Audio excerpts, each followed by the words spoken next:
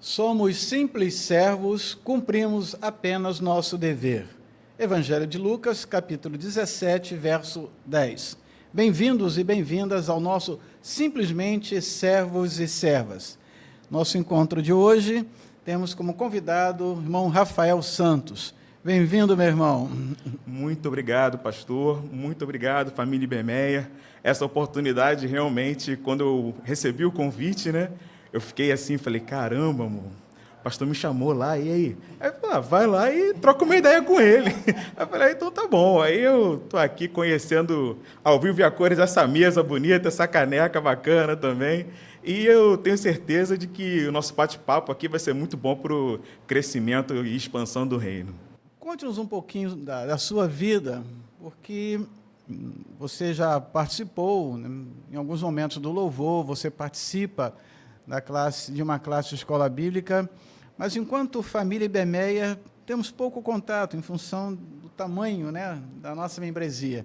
Então, fale-nos um pouquinho sobre você. É verdade, é verdade. Bom, eu sou nascido e criado em igreja, né, num lar cristão. A minha história com a Ibemeia é bastante curiosa, porque ela remonta da época da minha mãe e da época dos meus avós. Minha avó Joiaribe e meu avô Nelson eram da igreja Ibemeia. E aí, minha mãe, Marilei, ela viveu durante um tempo a juventude e tal, conheceu a Mary, conheceu o Cruz, né, o vulgo capacete, né, como o pessoal chamava, né? E ela conheceu meu pai, e meu pai era da Igreja Batista de Madureira. No que eles se conheceram, eles foram para a Igreja de Madureira. E foi lá onde nós fomos nascidos, criados, enfim.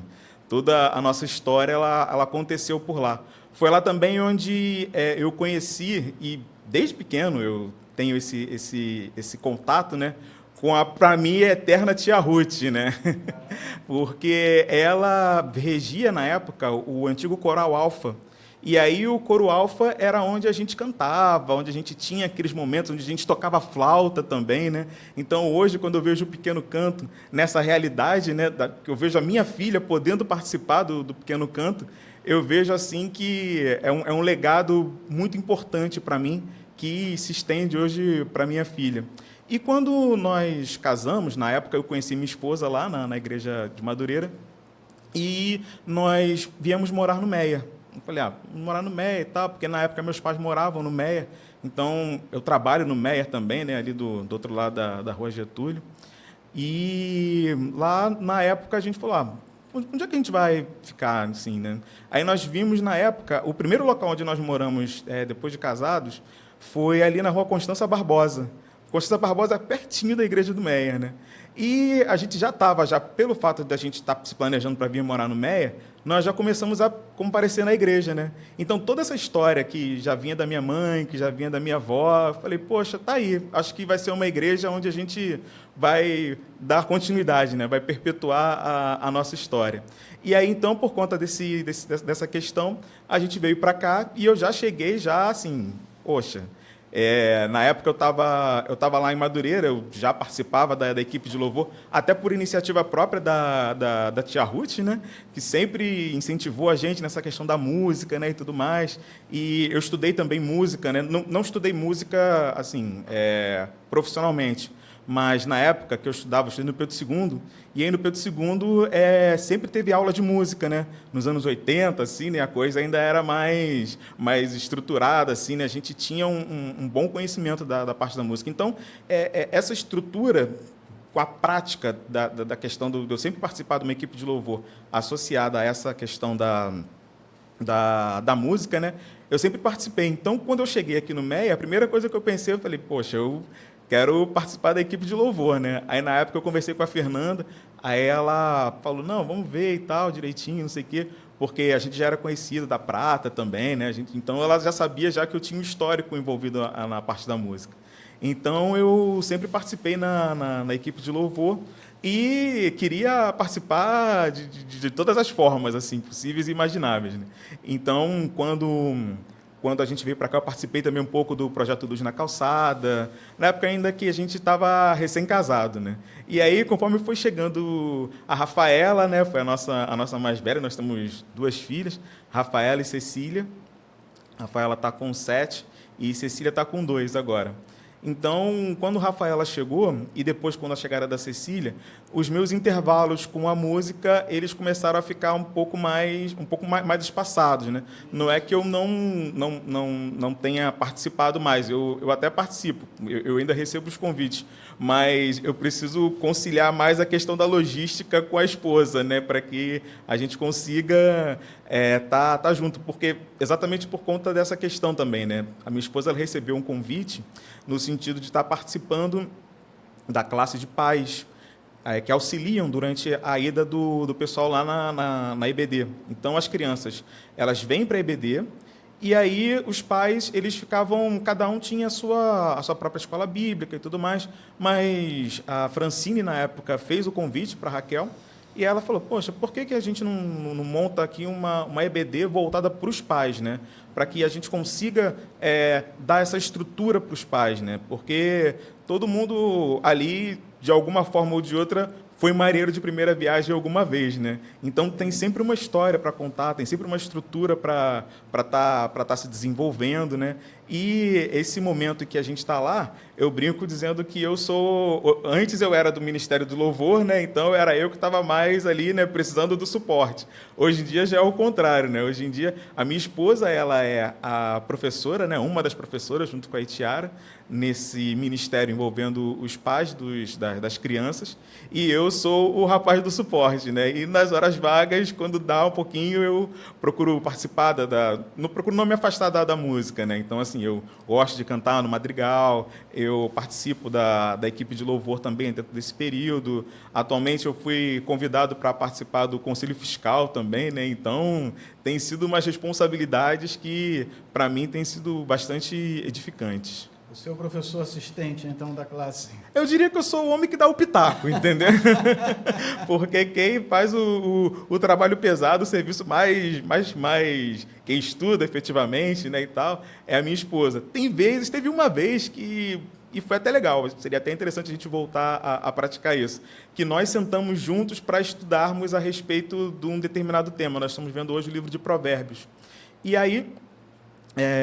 ela falou que quando nós sentamos juntos e conversamos juntos, ela conseguiu ter uns insights assim, né, maiores e mais rápidos do que quando ela vai lá para poder dar aula, quando ela precisa sentar e orar, buscar a orientação de Deus e tal. Aí ela sente que às vezes demora um pouquinho mais, mas dessa vez, quando a gente sentou junto, foi rápido. Mas lá na hora... ela é a que brilha, entendeu? E eu fico lá ouvindo e, de vez em quando, faço comentário, porque a gente também estuda, né? Eu particularmente, gosto muito de estudar essa questão envolvendo teologia. Apesar de eu não ter feito seminário de teologia, mas eu gosto, né? Alguns temas polêmicos. Na época, eu comecei estudando Apocalipse e tal, mas eu sempre procurei estar integrado nessa questão do estudo, porque eu vejo isso, até como uma cultura batista, né? Eu vejo isso como algo muito importante, né? Que ajuda bastante no seu crescimento, no seu desenvolvimento como pessoa, né? A gente percebe, quando conversa com você, essa sua leitura, né, de questões, né, teológicas. Um autor que assim, fala forte ao seu coração.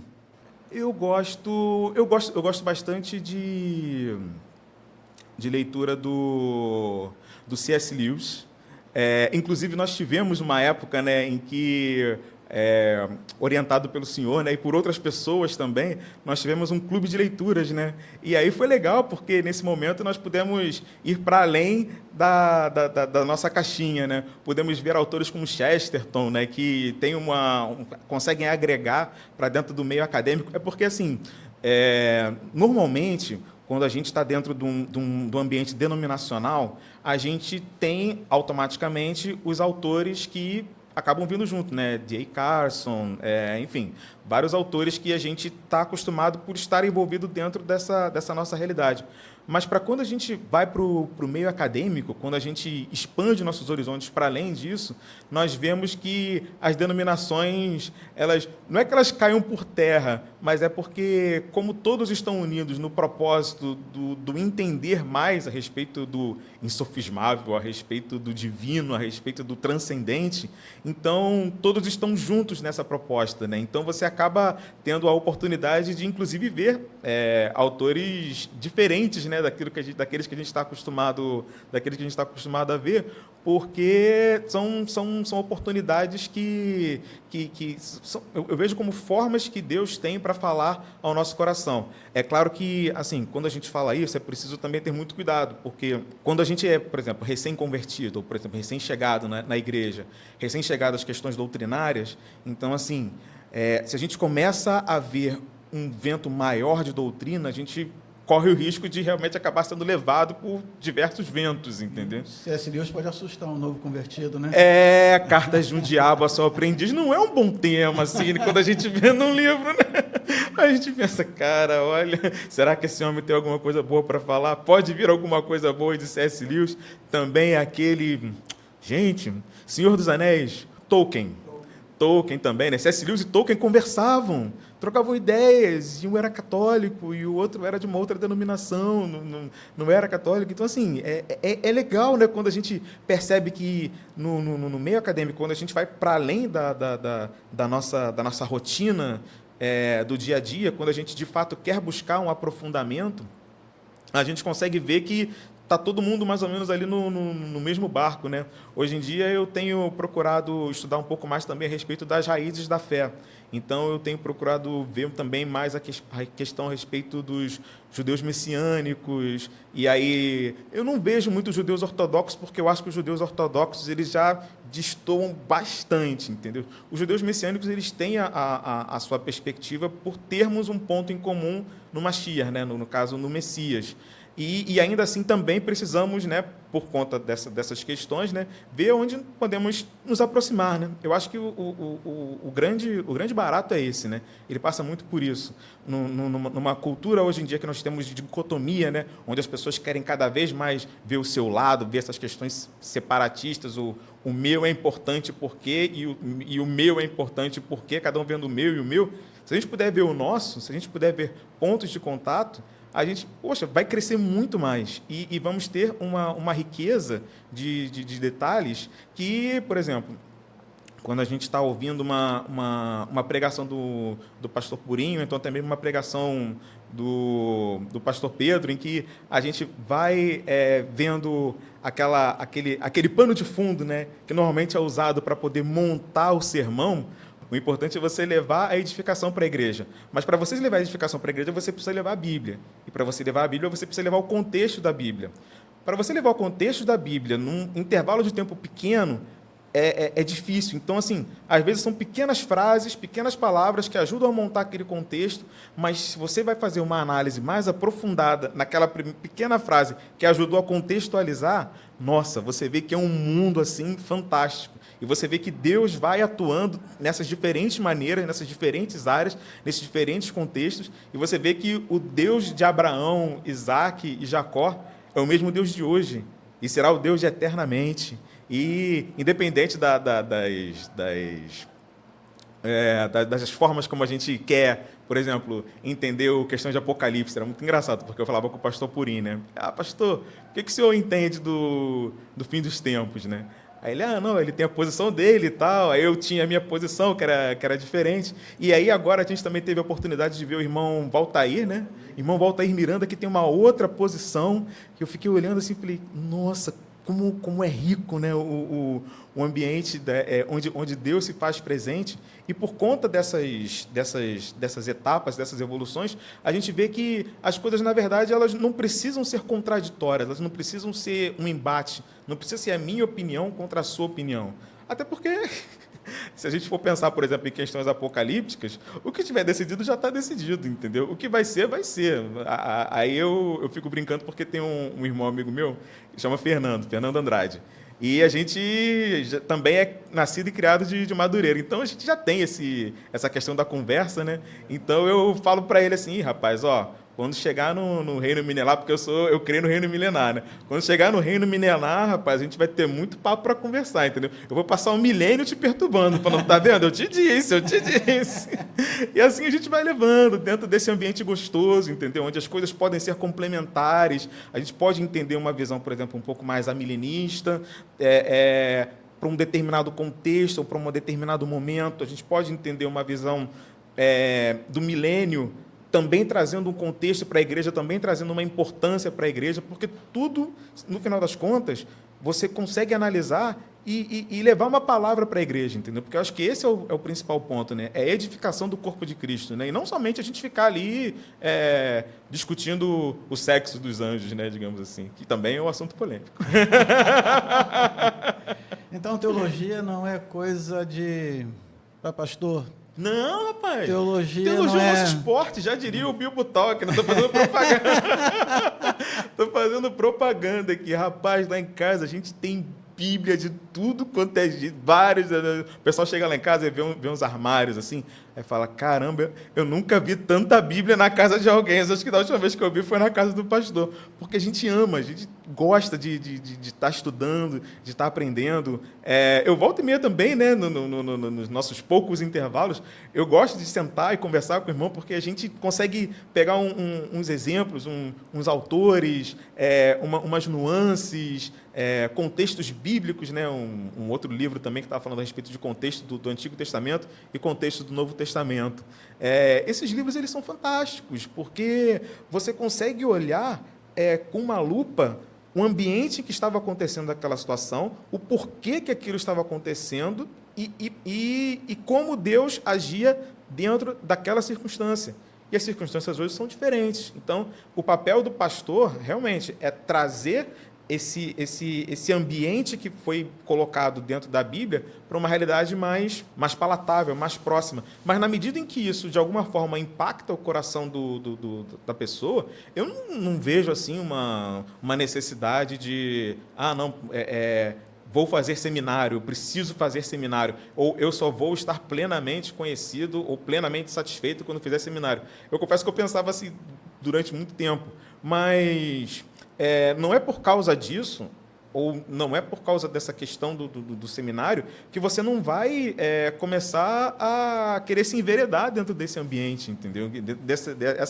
Essa vereda é uma vereda muito rica, e Deus ele se manifesta de uma maneira assim, muito, muito poderosa, sabe? Porque quando você entende os porquês das coisas, você começa a ver que, poxa, então, se a ideia foi mais ou menos dentro daquele contexto, por que não? Por que não pode se aplicar para a gente, né? Eu falo que lá na classe da minha esposa, eu volta e meia procuro falar também para as pessoas a respeito de Salmos, né? Como Salmos é um livro muito rico, né? Um livro muito legal, porque hoje em dia, na nossa sociedade, onde a gente precisa ter essa questão é a sociedade do Instagram, assim, né? Tipo, nós sempre estamos sorrindo, sempre estamos bem, sempre estamos felizes, tá tudo muito bem, tá tudo muito bom, tá tudo muito alegre. Então, a gente, quando chega na igreja, a gente também quer passar isso, né? E eu falo, gente, os salmos, se você olha alguns salmos, os salmos, o salmista, ele está ali entregando o coração dele, entendeu? E, assim, é diferente eu falar, do pastor falar, porque a gente... Quando está na igreja sentado, a gente ouve essa informação, né? Porque o salmista está ali entregando o coração dele. Tá, tudo bem. O que isso quer dizer? Quando você lê o Salmo, quando você vê que Davi estava naquela situação, quando ele estava nessa situação, ele clamou daquele jeito, você vê que, poxa, se Davi que estava naquela situação, ele agiu dessa maneira, e às vezes algumas palavras... para o nosso contexto, soariam até com palavras rudes, entendeu? Senhor, o senhor está dormindo? Acorda, Senhor! Como assim? Não sei o quê. Então, você vê assim, poxa, então é possível você ter um relacionamento mais próximo com Deus, que não precisa ser aquela forma engessada, né? Senhor, Deus, Pai, Todo-Poderoso, Criador dos céus e da terra, nós viemos aqui entregar nossas vidas. Não, Senhor, está doendo. Senhor, está difícil.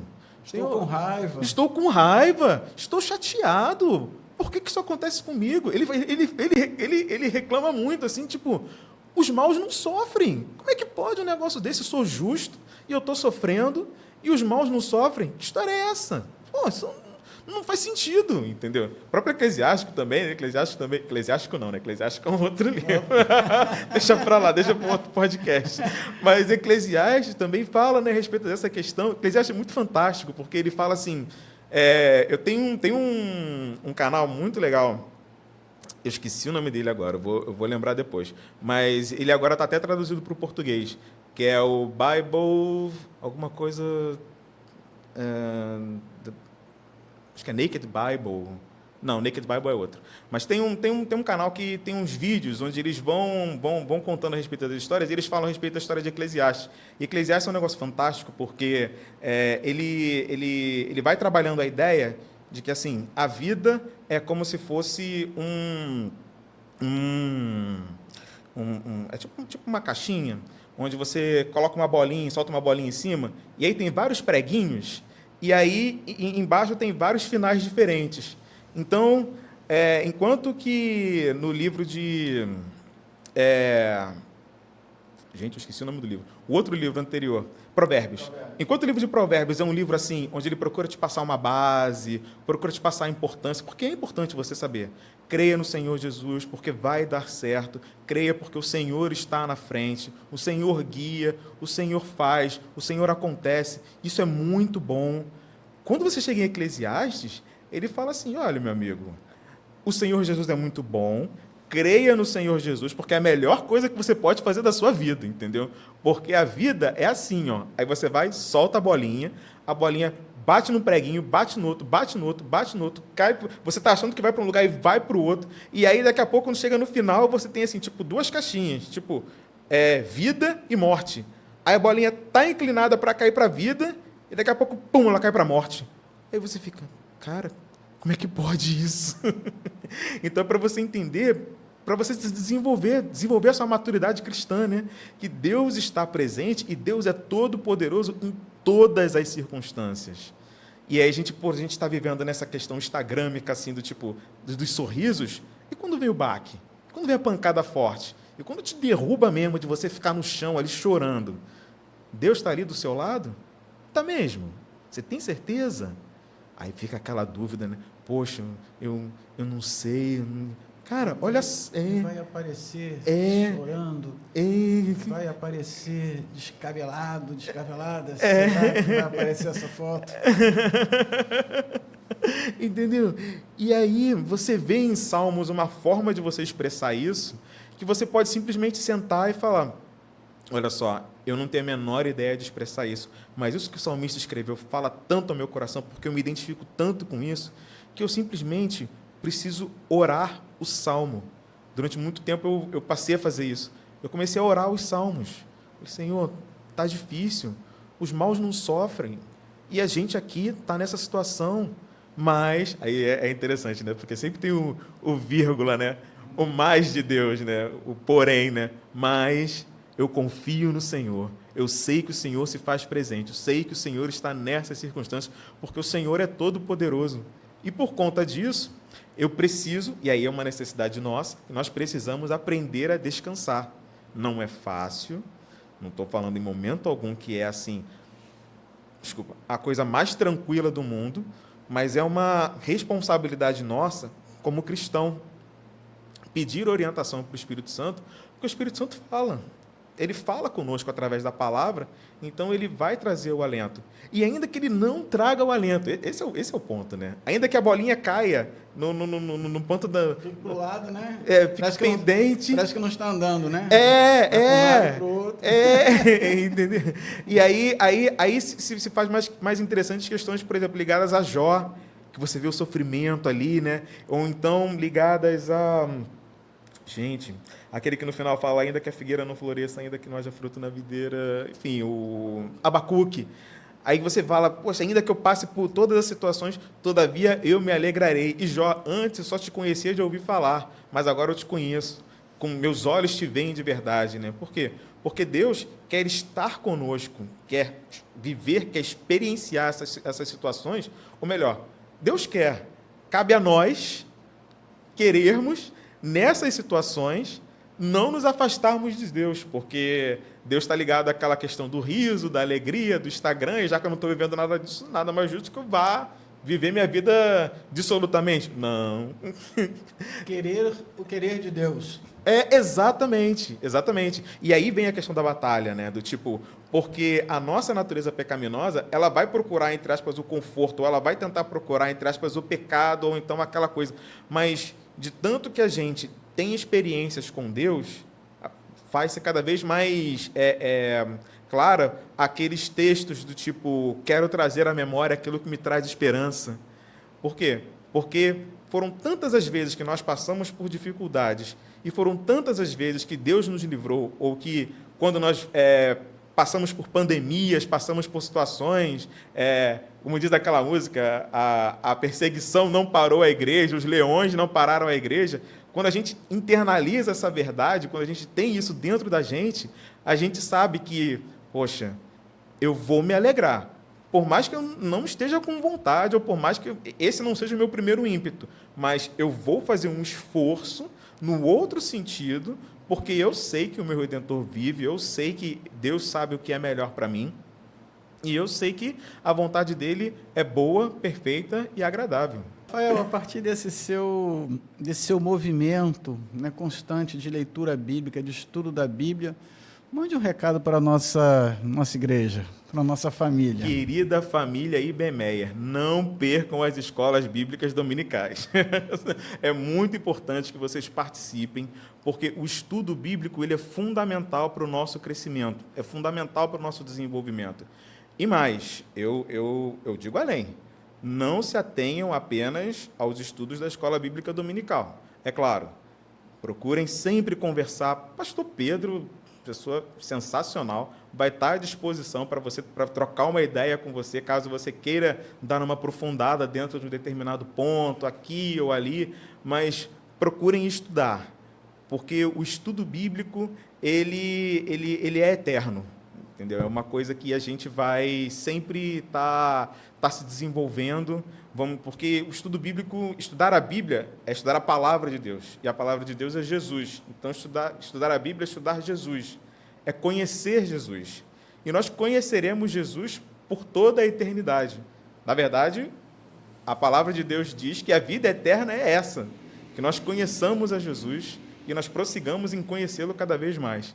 Então, queridos, se você, inclusive, pai, que está com seu filho pequeno, entendeu? E quer aproveitar para conhecer uma classe diferente, aproveite também para dar um pulinho lá. Nós estamos no 6º andar e estamos ali de braços abertos para estar recebendo todos os que estiverem, independente de idade, porque eu até falei isso com a minha esposa. Eu falei, amor, é só criança? Ela falou, não, são pais que podem vir, é a escola dos pais, porque são temas comuns. E certamente ali todos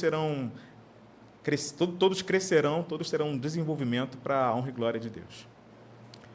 Querida igreja, um convite e um desafio. E quero chamar a sua atenção mais uma vez.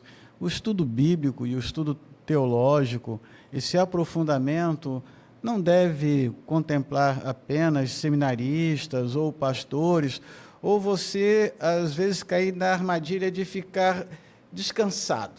Você descansa, o meu pastor estuda, o meu professor estuda.